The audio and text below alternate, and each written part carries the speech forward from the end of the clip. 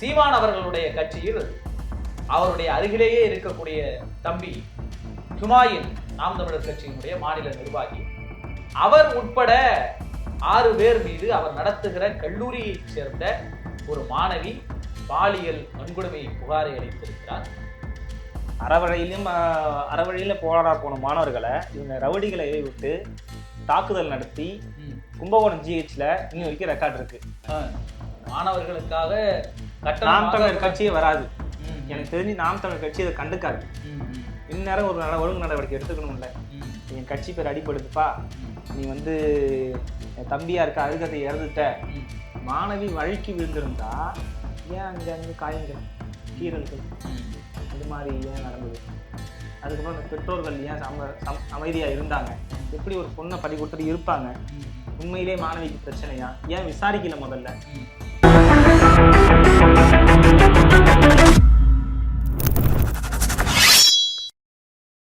வணக்கம். யார் அந்த சார்? தமிழ்நாடு அரசியல் களத்தில் எதிர்க்கட்சிகளால் ஒரே முழக்கமாக வைக்கப்படுவது யார் அந்த சார்? அண்ணா பல்கலைக்கழக மாணவி விவகாரத்தில் யார் அந்த சார் என்கின்ற அந்த கேள்வியை எதிர்க்கட்சிகள் முன்வைத்து போராடி வருகிறார்கள். உண்மையில் அந்த விவகாரத்தில் யார் அந்த சார், குற்றவாளி யார் என்பதை விசாரணை அமைப்பு முடிவு செய்யும். ஆனால் அதை போன்ற சார்கள் கேள்வி கேட்கிற எதிர்க்கட்சிகளுக்குள்ளேயே இருக்கிறார்கள். குறிப்பாக அப்படி ஆவேசமாக போராடி வரக்கூடிய நாம் தமிழர் கட்சியினுடைய ஒருங்கிணைப்பாளர் சீமான் அவர்களுடைய கட்சியில் அவருடைய அருகிலேயே இருக்கக்கூடிய தம்பி ஹுமாயூன் நாம் தமிழர் கட்சியினுடைய மாநில நிர்வாகி அவர் உட்பட 6 பேர் மீது அவர் நடத்துகிற கல்லூரியைச் சேர்ந்த ஒரு மாணவி பாலியல் வன்கொடுமை புகாரை அளித்திருக்கிறார். தான் பாலியல் வன்கொடுமை செய்யப்பட்டதாகவும் ஏமாற்றப்பட்டதாகவும் அதை கண்டுகொள்ளாமல் அதற்கு உதவியாக இருந்தவர்கள் ஹுமாயூன் உட்பட பேராசிரியர்கள் என்று ஒரு பட்டியலை கொடுத்திருக்கிறார். அதே நேரத்தில் அந்த புகாரை கொடுத்த பிறகு அந்த மாணவியின் மீது அவருடைய குடும்பத்தின் மீது மிகப்பெரிய தாக்குதலை ரவுடிகளை ஏவி தொந்தரவை கொடுக்கிறார்கள் என்றும் அவர் சொல்லி இருக்கிறார். இந்த குண்டர்களை ஏவி தாக்குவது என்கின்ற விவகாரத்தில் இந்த மாணவிக்கு மட்டுமல்ல, ஹுமாயூன் அவர்கள் நடத்தி வருகிற கல்லூரியில் படித்த மாணவர்களுக்கும் அப்படியான ஒரு வன்முறையை அவர்கள் நிகழ்த்துவார்கள். அந்த வன்முறையில் பாதிக்கப்பட்ட அல்லது அதை அறிந்திருக்கிற அந்த கல்லூரியினுடைய முன்னாள் மாணவர் நம்மிடையே இணைத்திருக்கிறார். வணக்கத்தோட. வணக்கம். 25ஆம் தேதி மகளிர் காவல் நிலையத்துல தனக்கு பாலியல் தொந்தரவு அளித்ததாக ஜியாவுதீன் மேல புகாரை கொடுக்குறாங்க.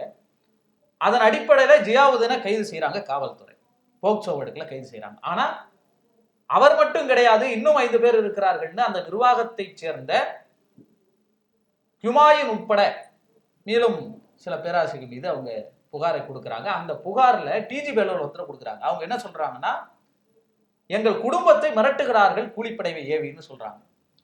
இப்ப வெளியில வந்து நீங்க போராடுங்க, முன்வாருங்க, இந்த நாட்டுல வந்து சட்டம் ஒழுங்கு சரியில்லை, திமுக ஆட்சியில சரியில்லைன்னு பேசுற நாம் தமிழர் கட்சியினுடைய நிர்வாகி, மாநில நிர்வாகி ஒருவர் கூலிப்படைகளை எப்படியெல்லாம் ஏவுகிறார், அதுல அந்த கல்லூரியில படித்து அவர்களுடைய கூலிப்படையாவோ அல்லது குண்டர் படையாலோ பாதிக்கப்பட்டதுல உங்களுடைய போராட்ட களம் ரொம்ப முக்கியமானது. அதை பற்றி சொல்லுங்க.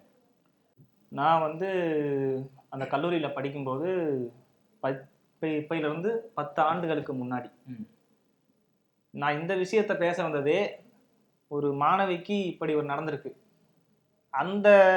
அது வந்து 5 பேரை கொடுத்துருக்காங்க. நான் 10 வருஷத்துக்கு முன்னாடி படிக்கும்போது 22 பேர் மேல கொடுத்தேன். இதே ரீசன், சேம் ரீசன். ஆனா வந்து போராட்ட காலம் மட்டும் வேற. அவங்க வந்து அவங்க வாழ்க்கைக்காக போராடி இருக்கிறாங்க. நாங்க மாணவர்களின் உரிமைக்காக அங்க அரசாணை 92 வலியுறுத்த கோரி, நடைமுறைப்படுத்த கோரி, நடைமுறையில் உள்ள அரசாணையை நடைமுறைப்படுத்த கோரி அவங்க நிர்வாகத்திட்ட நாங்க முதல்ல பேச்சுவார்த்தையில கேட்டு பார்த்தோம். அவங்க அதுக்கு நிராகரிச்சுட்டாங்க. சரி, நாங்க வந்து அரசு அலுவலகத்துக்கு போறோம், நாங்க வந்து கலெக்டர் ஆஃபீஸ் போறோம் அப்படின்னு வந்து சொன்னோம். அவங்க தரப்புல என்ன பண்ணாங்க, சரி போங்கன்னாங்க. போன மாணவர்களை ரவுடிகளை விட்டு தாக்குதல் நடத்தினாங்க. அறவழியில போராட போன மாணவர்களை இவங்க ரவுடிகளை விட்டு தாக்குதல் நடத்தி கும்பகோணம் ஜிஹெச்ல இன்னும் வரைக்கும் ரெக்கார்ட் இருக்கு. அட்மிட் ஆன பசங்க. நீங்க ஏதாவது மாணவர் அமைப்புகள் சார்பில்? மாணவர் அமைப்பு சார்பில் தான் மாணவர்கள் நெருங்க முடிஞ்சுது. சுயமா போயிட்டு அங்க நின்னோம்னா மாணவர்களை பிரிக்கக்கூடிய வேலையை தான் அவர் பார்த்தாங்க. கல்லூரி நிர்வாகம் அதான் பண்ணுச்சு. அதுக்கு முன்னாடி மெயினா தாளாளர் என்னன்னா போயிட்டு அவரு மாணவர்கள்ட்ட எப்படி பேசுறாருன்னா யாரு ஹுமாயூன் கபீர்ங்கிறார். அவர் என்ன பண்ணுவாருன்னா மாணவர்கள்ட்டே போயிட்டு என்ன மாணவர பிரிவினை பேசுவார். மாணவர் ஒற்றுமையை பேசணும்னா அவர் வருஷத்துக்கு இந்த மாதிரி வந்துடுறாங்க 4 பசங்க, அந்த பயிலோட கூட போவாத, இந்த சாதியை சொல்லி அந்த பயிலோட கூட போவாத அப்படின்னு சொல்லி மாணவர்களை சாதி ரீதியாகவும் பேசுவார், பிரிவுபடுத்தி பேசுவார். அவர் அப்பனா அந்த எல்லா இடத்துலயும் சேர்ந்து எல்லாம் ஒண்ணுன்னு சொல்லுவார், கடைசியில இக்கு வச்சிருவாரு. அது பிரிச்சுதான். ஆனா அவரு அப்படிதான் அவங்க நாம் தமிழர் கட்சி அப்படிதான் அரசியல் செய்தது. அந்த அரசியலே அப்படித்தானே இருக்கு, அதுல ஒன்னும் மாற்று கருத்தே இல்லை. இவ்வளவு பெரிய ஒரு விஷயம் நடந்தும் இது கண்டினியூஸாவே நடந்துட்டு இருக்கு அந்த காலேஜ்ல. அது ஏன் இந்த காலேஜ்ல மட்டுமே நடக்குது அப்படின்ற விஷயத்த ஏன் இது வரைக்கும் கேட்கல? அந்த நாம் தமிழர் கட்சி தலைவர் இதனால பாதிப்படைஞ்சிருப்பார்ல, அந்த ஒருங்கிணைப்பாளர் பாதிப்படைஞ்சிருப்பார்ல, திரு சீமான் பாதிப்படைஞ்சிருப்பார்ல, அவர் கேட்க வேண்டியதானே? ஏன் இன்னும் கேட்கவே இல்லை?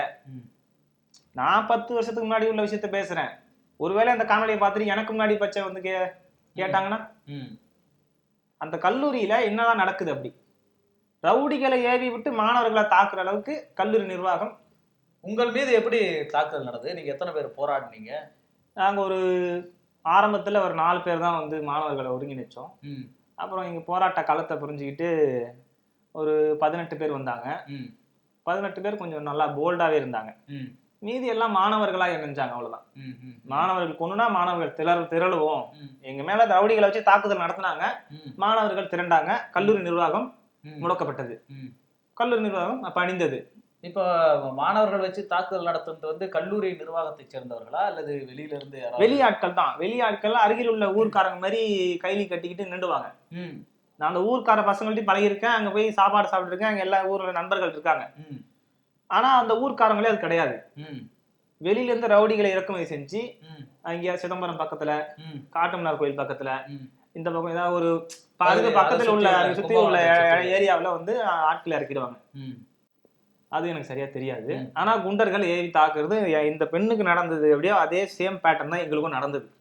இதுக்காக 92 அதாவது அரசு நிர்ணயித்த கட்டணத்தை தான் உங்க கல்லூரியில வாங்கணும்னு சொன்னதுனால நாம் தமிழர் கட்சி மாணவர்கள் உரிமைக்காக குறிப்பா அரசு இலவசமா கல்வியை கொடுக்கணும்னு சொல்ற நாம் தமிழர் கட்சி. இன்னொன்னு ஞாபகம் வருது, நீங்க சொன்ன ஒண்ணுதான் ஞாபகம் வருது. நாம் தமிழர் கட்சி மாணவர் நிர்வாகி வைத்தே மாணவர்களை தாக்குதல், மாணவர்களுக்குள்ள மோதல்னு அது அந்த செய்தி பரப்புனது. ஆனா தாக்குனது குண்டர்கள், எங்க தாக்குனது குண்டர்கள் தான்.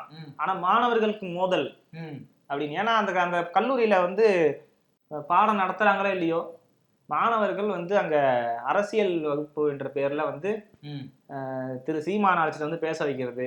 அவரு என்ன பண்ணுவாரு, வழக்கமா என்ன பண்ணுவாரு, அததான் மாணவர்கள்ட்ட பேசுவாரு.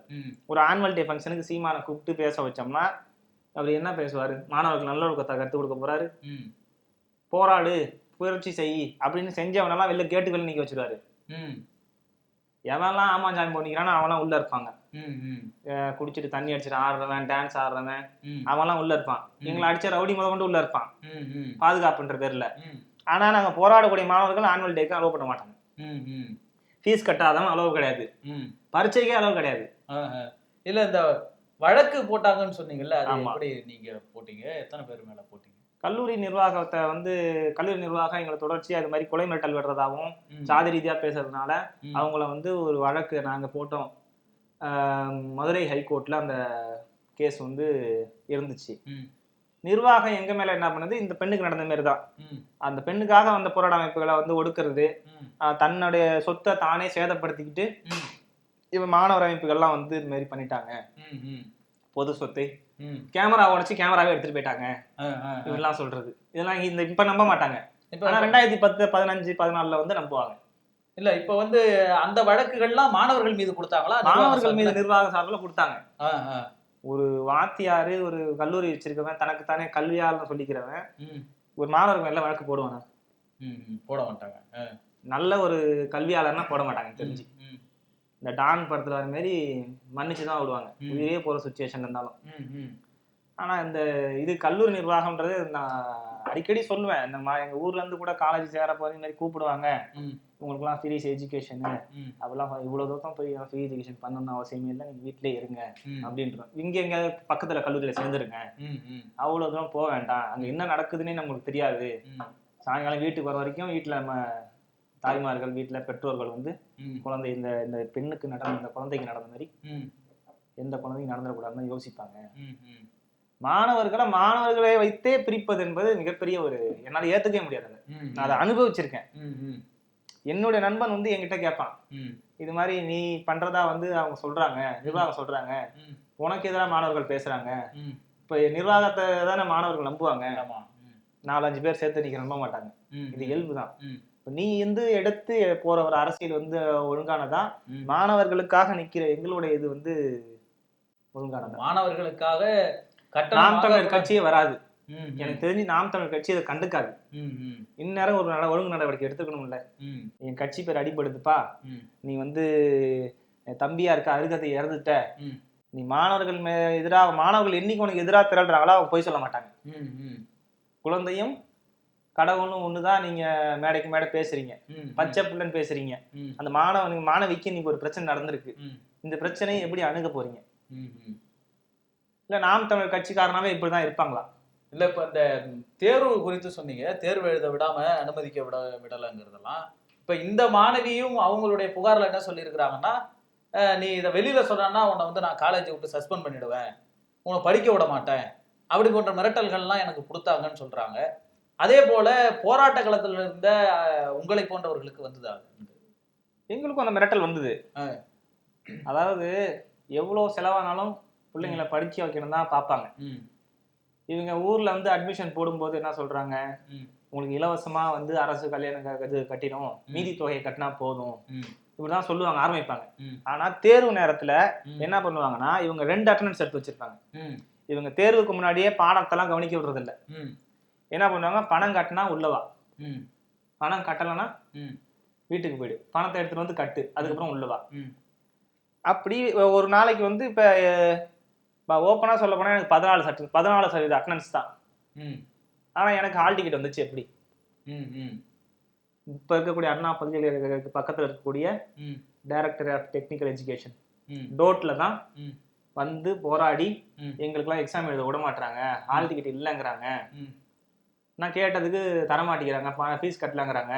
நீங்க ஃபீஸ் கட்டினீங்களா? இல்ல கட்ட முடியல மேடம், அதனால வந்து சரி, ஆனா உங்க நம்பர் சொல்லுங்கன்னாங்க. நம்ம நம்பர் சொல்லும்போது உங்களுக்கு ஹால் டிக்கெட் ரெஜிஸ்டர் வந்திருக்கு, உங்களுக்கு 87% அட்டெண்டன்ஸ் இருக்கேன். நான் மேடம் நான் கிளாஸுக்கே போனது இல்லை, என்ன உள்ள போவேன், ஃபர்ஸ்ட் பீரியட் அட்டன் பண்ணுவேன், செகண்ட் பீரியடு வெளில வந்துருவோம்.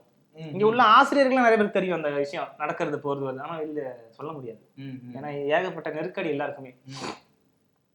ஸ்டூடெண்ட் ஃபேவரா வந்து ஒரு அது வந்து நீங்களா கிளாஸ் விட்டு வெளில போவீங்களா, இல்ல வந்து ஃபீஸ் கட்டலாங்கிறதுக்காக நிர்வாகம் ஃபீஸ் கட்டலாம் வச்சு வெளில வாங்கன்னுவாங்க. ஃபீஸ் எப்ப கட்ட போறீங்கன்னுவாங்க. உங்க விவரமா சொல்லிடுறது, நாங்க வந்து இப்பதான் சார் கட்ட முடியும், நீங்க கட்ட முடியும், என்ன கட்ட முடியும், சரி அப்படின்னா நீங்க போய் கிளம்பிடுங்க, வெளில கிளம்புங்க, ஃபீஸ் கட்டாலும் வெளில போ. இது வந்து நாம் தமிழருடைய மாநில ஒருங்கிணைப்பாளர் ஹிமான் நடத்தக்கூடிய கல்லூரி நடக்குது. அப்புறம் தமிழ்நாட்டுல வந்து மாணவர்கள் படிக்கிறதுக்கு இலவச கல்வி இல்லைன்னு அண்ணன் சீமான் சொல்றாரு. அவருடைய இலவச கல்வி இல்ல, கல்வியை நான் வந்தா இலவசமா கொடுப்பேன்னு சொல்றாரு. ஆனா அவர் நிர்வாகி நடத்தக்கூடிய கல்லூரியில ஃபீஸ் கட்டலன்னு சொல்லி மாணவர்களை வெளியில அனுப்பிடுறாங்க. ஃபீஸ் கட்டல அது ஒண்ணு. ஒரு ஏழை மாணவன் வரான், அவன் வந்து ஒரு பஸ்ஸுக்கு லேட் ஆயிடுது, நீ கல்லூரி பஸ்ன்னு வச்சிருக்க, கல்லூரி பஸ்ல வந்து என்ன பண்ணணும், ஒரு பஸ்ஸுக்கு இத்தனை பேர் ஏத்தணும், அதுதானே எல்லாரும் பணம் கட்டுறான். ஒரு 5000 ரூபாய் ஒரு ஊருக்கு ஒரு மாசத்துக்கு வாங்குறேன், நான் அதை என்ன சொல்றேன், எல்லாரும் 8000 வாங்குறான், 7000 வாங்குறான், நான் உனக்கு 5000 ரூபாய் தான் வாங்குறேன், நீ இதுல வா அப்படிங்கிற. சரி, கொஞ்சம் நெருக்கடியில போலாம், ஒரு பஸ்ஸுக்கு ஓவர் ஃபுல்லா ஏத்திட்டு போற, ஓவர் ஃபுல்லா ஏத்திட்டு போற பஸ் ஒழுங்கா இருக்கா? அந்த பஸ் லேட்டா 1 hour வந்தா வந்து உள்ள விடுறீங்க, அங்க பக்கத்துல இருந்து வெளில எங்கேயாச்சும் ஒரு 10 நிமிஷம் 20 நிமிஷம் லேட்டா வந்துட்டோம்னா ஒரு பீரியட் தானே கட் பண்ணணும், ஒரு பீரியட் தானே கட் பண்ணணும், அதான ரூல்ஸ். ஒரு பீரியட், ஒரு கிளாஸ் பீரியட் கட்டுப்பா, அட்டெண்டன்ஸ்ல ஒரு பீரியட் கட்டு, இப்படித்தானே எழுதணும். செகண்ட் பீரியட்ல இருந்து உள்ள போய் எழுதலாம், இருக்கலாம்ல கல்லூரியில. ஆனா அப்படி கிடையாது, அவனுக்கு பஸ் ஃபீஸை போடு, பஸ் ஃபீஸை போடு 5000 ரூபாய். மாசம் நம்ம ஒரு நாள் தான் லேட்டா வந்திருப்போம், மாசம் அந்த பில்லு ஏறிட்டே இருக்கும், 5000 அது பாட்டுக்கு ஏறிட்டே இருக்கும். என்கிட்ட தர லிஸ்ட் இருக்கே, அதெல்லாம் ஊர்ல இருக்கு, நான் வேணா அப்புறம் உங்களுக்கு தனியா அனுப்புறேன். மாசம் பில் ஏறிட்டே இருக்கும். அதை இது பண்றதுக்கு, அதை வந்து எனக்கு இதை நீக்கி கொடுங்க அப்படின்றதுக்கு ஆர்ட்ஸ்ல போய் சைன் வாங்கணும், இன்ஜினியரிங்ல இதுல போய் சைன் வாங்கணும். நான் படிக்கிறது தொழில்நுட்ப கல்லூரி, பாலிடெக்னிக். ஆனா நான் எங்கெங்கெல்லாம் சைன் வாங்க போகணும் பாருங்க. இங்க இருந்து ஒரு 400 மீட்டர் தள்ளி இருக்கும் இது கலைக்கல்லூரி. அதே கல்லூரியோட கலைக்கல்லூரி இருக்கும். அங்க போயிட்டு வந்து நான் சைன் வாங்கிட்டு வரணும். இது மாதிரி சுத்த விடுவாங்க மாணவர் ஒரு பீரியட் தான் கட்டாயிச்சிருவான். அவனுக்கு ஃபீஸை போட்டு அவனை அன்னைக்கு முழுக்காலையை விட்டுருவான். இல்ல இப்ப உங்களோட இருந்த அந்த போராட்ட களத்துல இருந்த வழக்கு போட்டாங்கல்ல, நீங்க பதிலுக்கு என்ன வழக்கு கொடுத்தீங்களா அவங்க மேல? வழக்கு கொடுத்தோம். நாங்க வந்து வன்கொடுமை தடுப்பு சட்டத்தை கொடுத்தோம். வன்கொடுமை தடுப்பு சட்டத்துல வழக்கு போட்டாங்க. போட்டு அந்த கேஸை நான் பார்க்க முடியாது. ஏன்னா 22 பேர் மேல வன்கொடுமை அவங்க கல்லூரியை சேர்ந்தவங்கள, உமாயின் உட்பட தான் A1. ஓ சரி, A1 அப்ப. அதனால நிர்வாகம் என்ன பண்ணுது, மாணவர் கோரிக்கையை நிறைவேற்றுறேன், உங்களுக்கு கட்டண தொகையை ரிட்டர்ன் பண்றேன், எங்களை வந்து சமரச பேச்சுவார்த்தை, இறுதி பேச்சுவார்த்தை அதுதான், உங்க மேல உள்ள கேஸை வாபஸ் வாங்குறேன். எங்களுக்கு கேஸ் வந்து கும்பகோணம், நாங்க போய் போலீஸ் ஸ்டேஷன் போனப்பெல்லாம் போலீஸ்காரங்க எங்களை கண்டுக்கல. ஆனா எங்க மேல கேஸ் கொடுத்த பிறகு எங்களை வீடு வீடா வந்து விசாரிச்சாங்க. உங்க மேல அவங்க வழக்கு போட்ட பிறகு காவல்துறை வந்து உடனடியா செயல்படுறாங்க. நாங்க அவங்க மேல கொடுத்தோம்ல, அந்த 22 பேரும் வெளில சுத்தி தான் இதுதான் காவல்துறையில நீதி 10 வருஷத்துக்கு முன்னாடி. இப்ப எப்படின்னு தெரியல, நான் இப்ப கும்பகோணம் போய் பார்க்கல. ஏன் அந்த நியூஸ் எனக்கு ஒரே ஒரு கேள்வி அதுதான். இந்த மாதிரி ஒரு விஷயம் கண்டினியூஸா நடக்குது அந்த கல்லூரியில. அந்த கல்லூரியை டேக் ஓவர் பண்றதுக்கு அரசு ஏன் தயாரா இல்லை? ஒரு கேள்வி. இந்த செய்தியை ஏன் வெளியில வந்து விட மாட்டேங்கிறாங்க? அப்ப யாருக்கு அந்த அந்த பகுதி வந்து செயல்படுது அப்படின்ற கேள்வி இருக்கு. அப்போ இப்போ இருக்கிற இந்த மாணவியினுடைய புகாரும், பாலியல் புகாரும் சரிதான், இல்லது அதுல புகார் கொடுத்ததனால் அவர் குடும்பத்துக்கு வருகிற நெருக்கடிகளுக்கு பின்னாடியும் இந்த நிர்வாகம் இருக்கிறது, உமாயின் உட்பட இந்த பேராசிரியர்களோ இந்த நிர்வாகமோ ஏதோ ஒரு வகையில இருக்கிறதுங்கிறதுக்கான ஒரு சாட்சியா தான் 10 ஆண்டுகளுக்கு முன்னாடி மாணவர்களாகிய உங்கள் மீதும் அவர்கள் தாக்குதல் நடத்திருக்கிறாங்க, உங்களை பரீட்சை எழுத விடாம பண்ணியிருக்கிறாங்க. எந்த அளவுக்கு நெருக்கடிகள் கொடுக்க முடியுமோ அந்த அளவுக்கு அந்த கல்லூரி நிர்வாகத்தின் சார்பில் கொடுத்திருக்கிறாங்கிறத கல்லூரி நிர்வாகத்திலே பதிவு செய்யப்பட்டது. எங்க போராடக்கூடிய மாணவர்களுக்கு பாதுகாப்பு இல்லைன்னு சொல்லி போலீஸ் பாதுகாப்போட 18 பேர் வெவ்வேறு டிபார்ட்மெண்ட்டை சேர்ந்தவங்க ஒரே ஹாலில் உட்காந்து பரீட்சை எழுதினது 2017 நடந்த ஃபைனல் செமஸ்டர். அந்த கல்லூரியில, அதே கல்லூரியில ரெக்கார்டு இருக்கு. போலீஸ் ஸ்டேஷன்ல டியூட்டி போட்டிருப்பாங்கல்ல. 2017 மார்ச் மாசம் நடந்த இறுதி தேர்வுல வந்து அந்த டியூட்டி போய் பாத்தீங்கன்னா தெரியும், போலீஸ் டியூட்டி போட்டிருக்காங்கன்னு. அந்த அளவுக்கு மாணவர்களுக்கு நெருக்கடிகளை கொடுத்திருக்கிறாங்க. இதை தாண்டி இன்னொரு விவகாரமும் இப்ப அடிபட்டது. அந்த கல்லூரியில் ஒரு மாணவி இறந்திருக்கிறார், அது மூடி மறைக்கப்பட்டு இருக்கிறது என்கிற ஒரு தகவலும் வந்திருக்கிறது. அப்பெல்லாம் உங்களுக்கு தெரியுமா? அது அந்த மாணவிக்காக நாங்க எங்க போராட்டத்தை முடிச்சுட்டு அந்த மாணவிக்காக போராட்டம் பண்ணியிருக்கோம். GH வாசல்ல தமிழ்நாடு மாணவி இயக்கம் கும்பகோணம் அரசு மருத்துவமனை வாசல்ல நாங்க பண்ணியிருக்கோம். அந்த போராட்டத்தப்ப போஸ்ட்மார்ட்டம் பண்ணுங்க, இது மாதிரி கேஸ் கொடுங்க அப்படின்னு நாங்க பெற்றோர்கள்ட்ட கேட்டோம். பெற்றோர்கள் அதுக்கு சம்மதிக்கல. பெற்றோர்களுக்கு எவ்வளவு நெருக்கடி இருந்திருக்குன்றதை என்னால யோசிக்க முடிஞ்சிருக்கு. நாங்க வெளியில வந்துட்டோம். நாங்க அதுக்கப்புறம் ஒரு வாரம் முயற்சித்து இந்த மாணவிக்காக ஏதாவது நீங்க பொண்ணுங்க அப்படின்னப்ப முடிஞ்செல்லாம் அவங்க ஏதோ அஞ்சலி மட்டும் செலுத்தினாங்க, அவ்வளவுதான். மற்றபடி அவங்க நிர்வாகம் அதுவும் மூடி மறைக்கப்பட்ட போதுதான். ஏன்னா மாணவி வழுக்கி விழுந்திருந்தா ஏன் அங்க காயங்கள், கீறல்கள் இது மாதிரி ஏன் நடந்தது? அதுக்கப்புறம் அந்த பெற்றோர்கள் ஏன் அமைதியா இருந்தாங்க? எப்படி ஒரு பொண்ணை பறி கொடுத்துட்டு இருப்பாங்க? உண்மையிலே மாணவிக்கு பிரச்சனையா? ஏன் விசாரிக்கல முதல்ல? இப்படி ஏகப்பட்ட சந்தேகத்தின் கூட அந்த கல்லூரி நிர்வாகம் செயல்பட்டுக்கிட்டே இருக்கு. கல்லூரி நிர்வாகத்தை நடத்தக்கூடாதோ நடத்தணுமோ நடத்தாத 2வது பட்சம். ஆனா இந்த மாதிரி பிரச்சனைகள் அந்த கல்லூரியில் மட்டும் நடக்குது. இதுதான் காமன் ஃபேக்டரா இருக்கு. இப்ப இந்த செய்தி அண்ணா பல்கலைக்கழக மாணவிக்கு நடந்த பாலியல் வன்கொடுமை விவகாரம், ஒரு 24 மணி நேரத்தில் அந்த பாலியல் குற்றவாளி கைது செய்யப்படுகிறார், காவல்துறை நடவடிக்கை எடுக்கிறது, விசாரணையும் போய்கொண்டிருக்கிறது. ஆனால் இன்னமும் யார் அந்த சார் என்று கேட்டு போராடக்கூடிய பல எதிர்கட்சிகளில் நாம் தமிழர் சீமான் அவர்களும் உண்டு. அவருடைய கட்சியை சேர்ந்த மாநில பொறுப்பாளராக இருக்கிற ஹுமாயூன் நடத்தக்கூடிய ஒரு கல்லூரியில் ஒரு மாணவி தனக்கு பாலியல் தொந்தரவு நடக்கிறது என்று புகார் கொடுத்திருக்கிறார். அதுவும் அவர் மைனராக இருந்த போது போக்சோவிலே அந்த குற்றவாளியை கைது செய்திருக்கிறார்கள். இந்த குற்றவாளி எனக்கு எதிராக இப்படி செய்து விட்டான் என்று நான் சொல்லுகிற பொழுது ஹுமாயூன் உட்பட 4 பேர் பேராசிரியர்கள் இதெல்லாம் கண்டுக்காத என்று அவர்கள் என்னை அமைதிப்படுத்தினார்கள் என்று புகாரிலே குறிப்பிட்டிருக்கிறார். அதனோடு சேர்த்து புகார் கொடுத்ததனால் என்னுடைய குடும்பத்திற்கு தொடர்ந்து கொலை மிரட்டல்கள் விடப்படுகிறது என்கிற ஒரு தகவலையும் கொடுத்திருக்கிறார். ஆக ஒவ்வொரு கட்சியை சேர்ந்தவர்களும் எதிர்க்கட்சியாக இருந்தாலும் இன்றைக்கு குரல் எழுப்பக்கூடியவர்கள் தங்களுடைய கட்சியில் என்ன நிலைப்பாடு இருக்கிறது என்பதற்கு இது ஒரு சான்று. இது தொடர்பாக நாம் தமிழர் கட்சியினுடைய ஒருங்கிணைப்பாளர் சீமான் அவர்கள் எந்த நடவடிக்கையும் இதுவரை எடுக்கவில்லை என்பது குறிப்பிடத்தக்கது. அந்த அளவுக்கு 10 ஆண்டுகளுக்கு முன்பே மாணவர்களையே, போராடுகிற மாணவர்களையே தாக்கக்கூடிய அமைப்பாக, ஒரு கண்ணியமான கட்சியாக தங்களை சொல்லிக் கொள்ளுகிற இந்த நாம் தமிழர் கட்சியின் சார்பிலே அவருடைய மாநில ஒருங்கிணைப்பாளர் சீமானுடைய சகோதரர் என்று சொல்லிக் கொள்ளக்கூடிய ஹுமாயூன் அவர்கள் நடத்தக்கூடிய கல்லூரியில் என்ன மாதிரியான போக்குகள் இருந்தது என்பதை நம்மிடையே பகிர்ந்து கொண்ட அந்த கல்லூரியுடைய முன்னாள் மாணவருக்கு நன்றி.